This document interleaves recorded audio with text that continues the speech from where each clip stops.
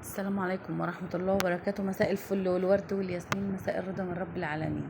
حبايب قلبي وحشتوني، يا رب تكونوا بخير. تعالوا بقى نصلي على النبي ونخش نشوف الغدا. احنا عاملين طبعا اكلات ما فيش حد ما بيحبهاش.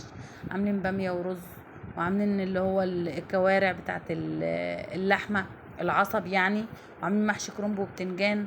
مين ما بيحبش الاكل ده؟ كلها بحاجات بسيطة. طبعا كان عندنا اللحمة، وجبت كرنبايه زي الكابوتشا كده بالظبط.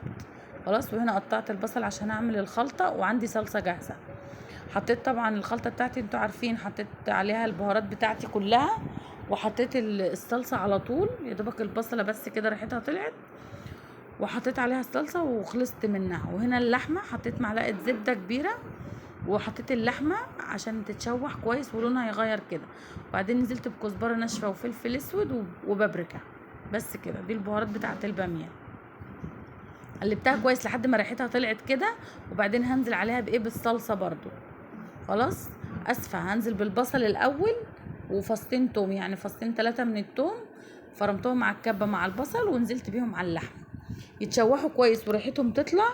وبعدين هنزل بالصلصه. لو طبعا مش عندي صلصه هحط قوطه عادي، بس دي اصلا قوطه انا مصلصلاها يعني.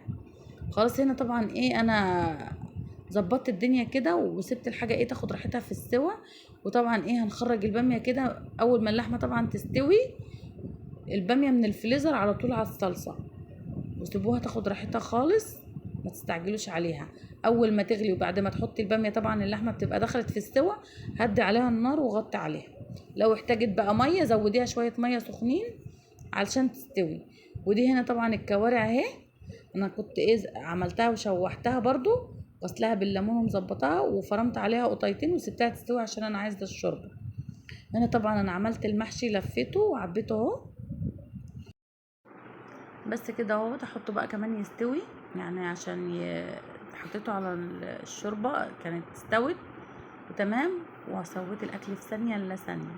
وده كان شكل الغدا. بصوا بقى، المحشي البتنجان والكرنب ولا الباميه دي قصه تانية خالص. طبعا انا سقيت الشوربه لونها احمر، فخلت الرز لونه احمر، المفروض ان هو ابيض. والكوارع استوت 100%. طبعا انا بحط في السلق فيها، بحط فيها فص ثوم، بحط فيها كل البهارات بتاعتي، بتطلع بتتاكل كده مش محتاجه اي حاجه. ده كان شكل الغدا. بألف هنا وشفا على قلبكم. يا رب تكونوا بتستفادوا مني. اشوفكم على خير في فيديو جديد ان شاء الله. السلام عليكم.